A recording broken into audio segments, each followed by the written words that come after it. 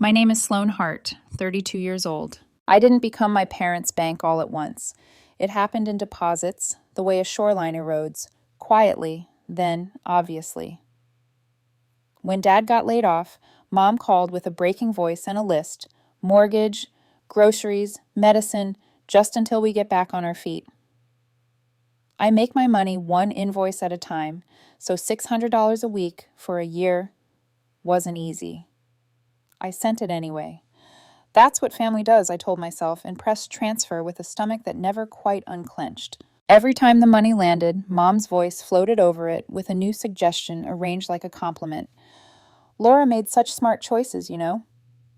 My sister's smart choice was marrying Dan and his money. Somehow that became Laura knows finance. I didn't argue. In our house, Laura has always been the polished portrait on the wall, and I've been the hook behind it, holding everything up. 3 days before everything cracked, I invited my parents over for a small cookout. Steaks, a couple drinks, my treat. We're not feeling well, Mom said with a sigh that asked for pity and permission. Don't come by. We don't want you to catch anything, but if you could help us with some medicine, things are a little tight. I sent $200 without blinking.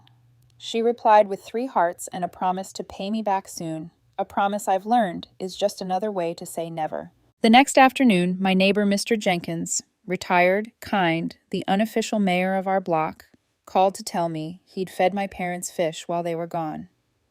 Gone where? I asked, the question already a lit match. Vacation, he said cheerfully. They left 6 days ago with Laura and her husband. Looked like a nice family trip. I don't remember how I ended the call. I sat on the edge of my bed and watched the wall breathe until the late light turned it the color of forgiveness I didn't feel. I didn't drive over that second. If I had, I might have said something. Even the truth couldn't take back. I lay awake instead and counted the weeks, 52 of them, of $600, counted the times I skipped dinner out, the shoes I didn't buy, the emergencies that weren't mine. Somewhere around 3 a.m., I remembered Evan's ex-girlfriend texting me months ago, an unasked-for gem. You'll always cave. That's what they like about you. I'd deleted it. The words were still here. By evening, I had cooled enough to be clear. Their car sat in the driveway with road dust still on it. The porch light was on, like a stage cue. Mom opened the door with a smile so bright you'd think we'd rehearsed this reunion. Sloane, what a nice surprise. We were just sitting down to dinner. How was the trip? I asked. Her smile flickered, then fought for its life. What trip? The one you took with Laura and Dan. The one you lied about while asking me for money for medicine. I was steady, almost calm. It scared me, how calm. She folded her arms, a gesture that always meant the conversation was over because she said so. We don't have to tell you everything we do. Dad stepped into the hall with a heavy sigh, arms crossed for punctuation. Watch your tone. I laughed then, a sharp sound. I sent you $600 a week for a year. You can watch my tone while I do the math. 3 days ago, you were on a beach telling me not to stop by because you were sick, and you asked me for money. I took out my phone, opened my banking app, and with my thumb turned off the automatic transfer I had turned on the night I chose duty over sense. There, that's done. Mom's face fell. Dad's jaw tightened. For the first time, they looked surprised. Not sorry, surprised. Don't be like this, Mom started. You know things are hard for us. Mom, They weren't hard enough to keep you from posting sunsets, I said. They weren't hard enough to keep Laura from tagging a champagne brunch. Dad's mouth curled. You're just jealous we didn't invite you. That line, delivered like a diagnosis, landed where guilt had lived. It didn't stick. Jealous? I repeated. No, I'm done being convenient. Behind them I could hear plates. Dan's laugh echoes in rooms, even when he isn't in them. I imagined him there earlier, telling a story about business like he invented the word. I stepped back. I'm leaving now, I said. Eat your dinner. I drove with the windows down so I wouldn't hear their calls. When I walked in, Evan was on the couch, eyes searching my face like a first responder. He is not a fixer. He is a mirror. Tell me, he said, and I did, from Mr. Jenkins to the porch light to the transfer. He didn't say I told you so, though he could have.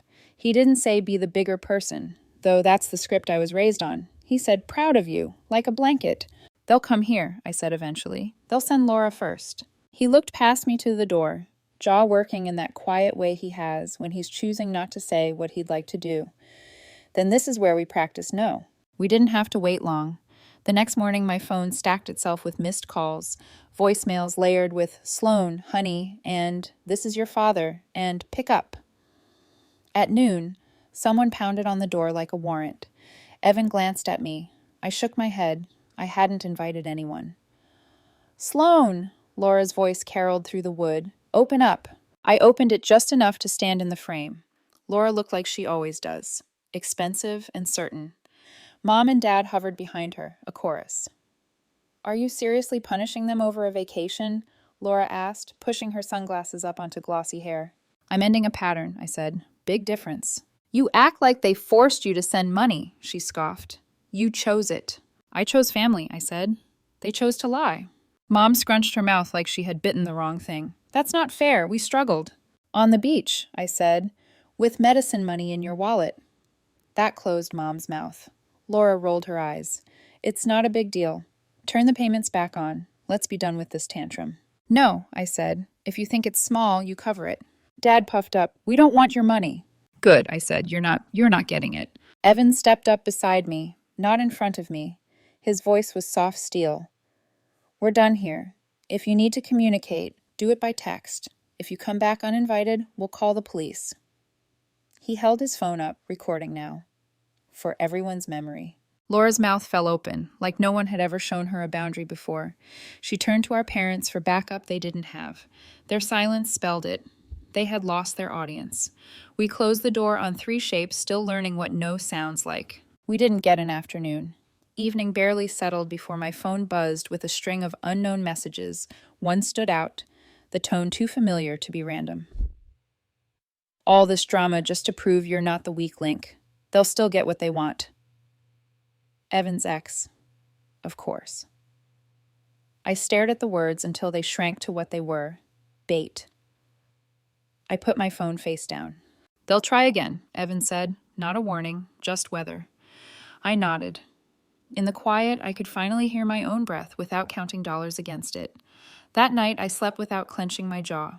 In the morning, I made coffee that tasted like something other than obligation. 2 hours later, the door shook under another knock, harder, angrier. Laura stood there again, this time with Dan behind her, big as a hallway. I felt the day tilt. You think this is funny? He growled, stabbing a finger toward my chest. Letting your little boyfriend mouth off? Evan stepped forward before the word little finished. Step back, he said evenly. Dan took another step. Evan's right hand moved once, clean. Dan's jaw met the lesson on boundaries that our family had never offered. He stumbled, blinking, then lunged. Evan's second punch said, "This is my home." Dan hit the floor with the surprise of a man who has always won by being bigger. You came here looking for a fight, I said into the buzzing air. You found one. Now leave. Laura shrieked something about war. Evan lifted his phone again. The recording red dot a tiny, perfect witness. Go, he said, or we press charges. They went. The silence after felt like air conditioning on the hottest day of July. Evan looked at me, then at his knuckles, then back at me. We still okay? We're better, I said, and meant it. There was a bruise blooming under my anger, but beneath it something else was setting. Resolve, I think. For the first time in my life, my no didn't come with a payment plan.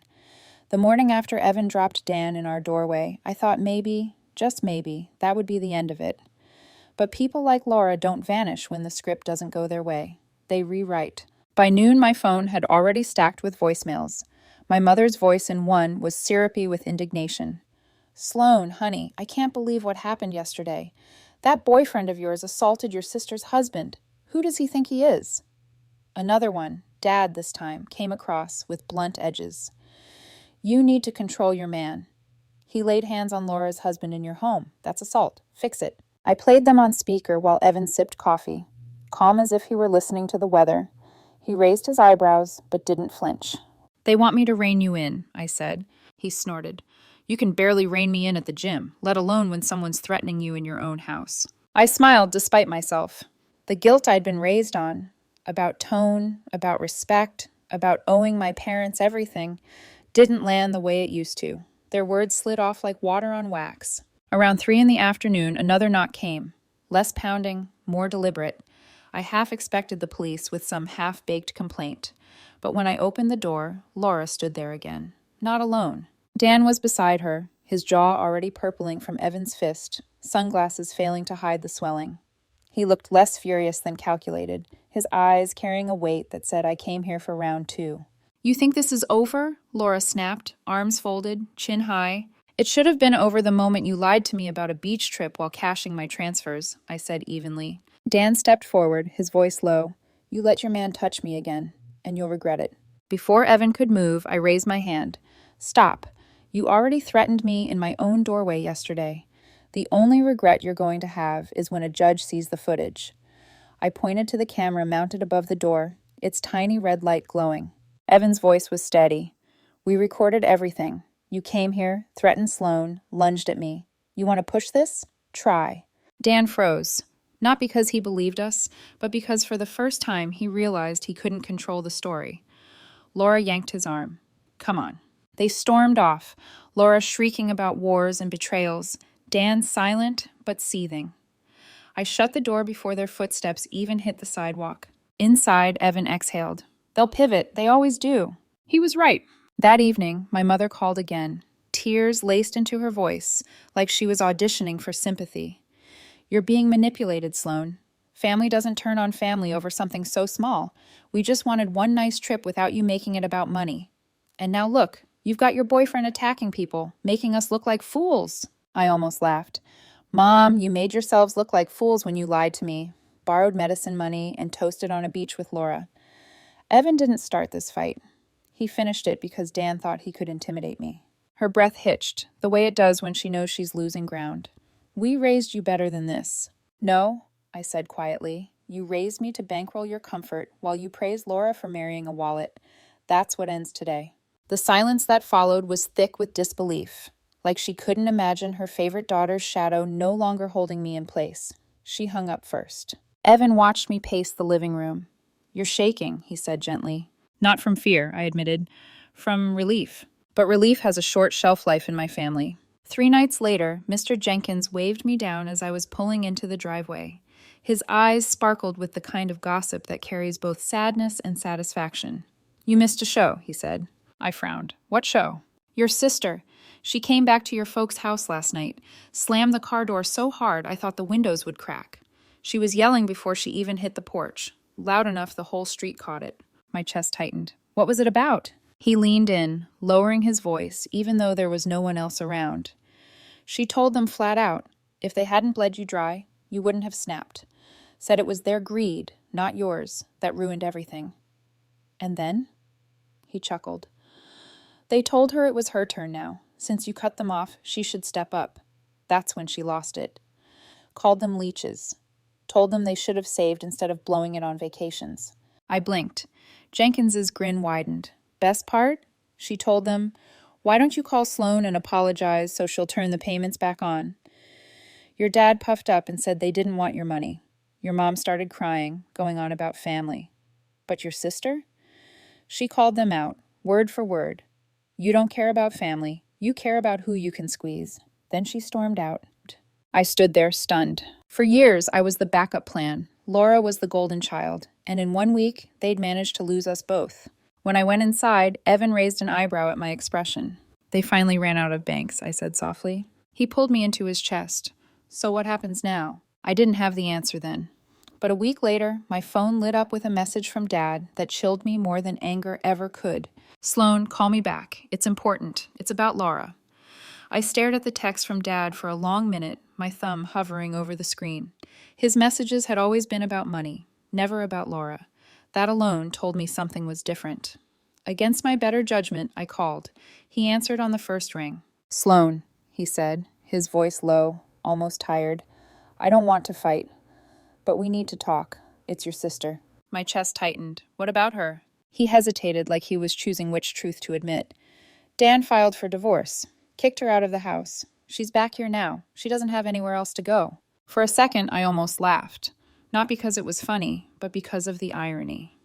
Laura, the golden child who once told me to just turn the payments back on, like flipping a light switch, was now broke, standing in the same kitchen where they'd lied to me about being sick. You mean the woman who sneered at me while you pocketed my money is suddenly homeless? I asked. Dad sighed. Please don't make this harder. She's hurting. She's hurting? I repeated, my voice sharper than I intended. Do you know how many nights I lay awake, wondering how I was going to stretch my own paycheck because you two convinced me you were one step from losing everything? Do you know how many times Laura looked at me like I was a fool for helping you? He stayed quiet. I could hear clinking in the background, maybe dishes, maybe Laura unpacking bags she never thought she'd carry again. She wants to talk to you, he said finally. I let out a cold laugh. Not my problem, and I hung up. When I told Evan, he just nodded. They'll try to pull you back in through her, he said. Don't let them. But my mind wouldn't settle. I thought about Laura's perfectly manicured nails clutching designer handbags, her mocking tone when she said, they didn't force you to send money. And now she was right back where she started, stripped of all the image she built on Dan's dime. 2 days later, I got proof of just how deep the manipulation had gone. I sat at the table scrolling through old bank statements, something I hadn't done in months because the memories were too raw. But a pattern started to jump out at me. Dates when Mom called claiming the mortgage was late lined up perfectly with dates Laura posted vacation photos, beaches, spas, champagne brunches. Weeks when Dad asked me for medicine money were the same weeks Laura flaunted new jewelry on social media. It hit me like a punch to the gut. My mother hadn't just been covering for Laura. She had been coordinating it, feeding me sob stories to funnel money toward Laura's image. When I told Evan, he clenched his jaw, furious on my behalf. They weren't just using you, he said. They were financing her life with your sacrifices. I couldn't decide which stung worse, the betrayal itself or how obvious it seemed now. That night, Laura called me directly. I almost let it go to voicemail, but something in me wanted to hear what rock bottom sounded like in her voice. When I picked up, her tone was stripped of its usual confidence. Sloan, she whispered, I need your help. Help? I asked. Or money? I don't have anywhere else to go, she said, her voice trembling. Dan's gone. He said he's done carrying me. Mom and Dad, they can't handle me either. Her breath hitched. I don't know what to do. I closed my eyes. For years, I'd been the net everyone fell into. But nets fray when they're pulled too tight. I'm sorry, I said slowly, but I'm not your solution, not anymore. She went quiet. And then, for the first time in my life, my sister, Laura, the untouchable, the golden child, began to cry. I didn't hang up this time. I listened, not with sympathy, but with clarity. She was unraveling, and for once, I wasn't the one holding the thread. Laura's sobs on the other end of the line rattled me more than I wanted to admit. For 32 years, she'd been untouchable, shielded by our parents' endless excuses, their pedestal, her polished smile. Now she sounded small, like the little girl I vaguely remembered, the one who used to crawl into my bed after nightmares before she learned she could get away with anything. I'm not asking for money, she choked finally. I don't know where to go. Dan doesn't want me. Mom keeps snapping at me. Dad won't even look at me. She broke off. I feel disposable. The irony nearly made me laugh, but instead I exhaled and kept my voice level. Welcome to my side of the family dynamic. She sniffled. I know. I was awful to you. I didn't see it. Or maybe I didn't want to. Mom always said you'd manage, that you'd pick up the slack, that it was your job to help. Her words wavered, then dropped. I believed her. I swallowed hard. I'd dreamed of Laura saying these things, but I'd also known if that day ever came, it would be when she had no other choice. And here it was, apology by necessity. I'm not your safety net anymore, I said softly. But I can point you toward one you weave yourself. There's a cafe downtown hiring. A department store, too. You've got skills. You just never had to use them. She was quiet for a long beat. You'd help me find a job? Help, yes. Fund, no. The line went silent. Then she whispered, That's fair. When I hung up, Evan was leaning against the counter, arms crossed, studying me. You okay? Not really, I admitted. But I didn't cave. That's something. He nodded. Boundaries hurt at first, like breaking in new shoes. The next week unfolded like a strange new play. Laura texted me actual questions, what to wear to an interview, how to write a resume. I answered in bullet points, curt but not cruel. Dad called twice, his voice hushed, like he was ashamed to be overheard. He didn't ask for money. He just asked how I was sleeping. It was the first time in years he'd asked me anything that wasn't about them. Mom, though, was another story. She rang one evening, her tone sharp. "You're poisoning your sister against us. She's not herself. She snapped at me in front of the neighbors. Do you know how humiliating that is?" I pinched the bridge of my nose. "She's finding her voice, Mom. That's not poisoning. That's growth." "You always think you're better than us," she spat. "No," I said quietly. "I just finally stopped thinking I was worse." And I ended the call. 2 days later, Evan's phone buzzed with a name that made my stomach drop. His ex-girlfriend. She'd posted some smug comment on social media. "Funny how some people think cutting off family makes them strong. Newsflash, you'll still be alone." Evan screenshotted it, then blocked her without hesitation. He slid his phone across the table to me. "She doesn't get to write your ending. You do." For the first time in months, I felt a genuine smile tug at my lips. By the end of the month, Laura was working part-time at the cafe. She texted me a photo of her apron, her hair tied back, no designer sunglasses in sight. The caption read, "Day 1, wish me luck." I stared at the picture for a long time, not out of pity, but out of awe. For once, she was living a life not purchased by someone else's sacrifice. That weekend, my parents invited me to dinner. "Just to talk," Dad said, his voice almost pleading. Evan squeezed my hand as I debated. "Go," he said, "but don't go alone. Bring your terms with you." So I did. I sat at their table, the same one I'd once eaten Sunday roasts at, and laid it out clear. No more weekly support, no surprise visits, no guilt calls, no triangulation through Laura. They balked, of course. Mom's eyes welled up. Dad muttered about respect. But when I stood to leave, they broke. Mom wiped her face and nodded stiffly. "Fine," she said. "Your rules." Walking out into the night air, I felt lighter. Not because they agreed, but because for the first time in my life, I hadn't walked back my own boundary. Later, Evan and I sat on our tiny balcony, city lights flickering like stars we could almost touch. My phone buzzed twice on the table. I didn't flip it over. "You're not curious?" Evan teased. I shook my head, leaning against him. I already know who it is, and I already know the answer. For the first time, the quiet around me didn't feel like calculation or punishment. It felt like peace. And this time, it was mine. The weeks that followed felt surreal. For the first time in years, my phone wasn't vibrating with guilt trips disguised as check-ins. The silence from my parents' end wasn't the suffocating kind I'd grown up fearing. It was a silence that meant they'd run out of leverage. Laura, on the other hand, surprised me. She texted little updates. "Got through my first week without messing up an order." Or, "Customer left me a tip just for being nice." They were small things, but they carried the weight of someone finally learning to stand without the crutches our parents had pressed under her arms all her life. One night she called while I was making dinner. "I'm not good at this," she admitted, her voice stripped bare. "Working, paying my own way. But it feels better than I thought it would. Like I can finally breathe without waiting for someone to hand me air." I swallowed hard, glancing at Evan across the kitchen. He mouthed, "You okay?" I nodded. "I'm glad," I told her. "That's the point. To learn it was always in you." She went quiet before saying, "Thank you for not just hanging up on me when you could have." It wasn't forgiveness, not yet, but it was a beginning. Meanwhile, Mom couldn't resist her patterns. She called again, voice coated in sugar, asking if I'd reconsider helping them through this rough patch. I repeated my rules calmly, like reciting terms of a lease. No money, no manipulation, no exceptions.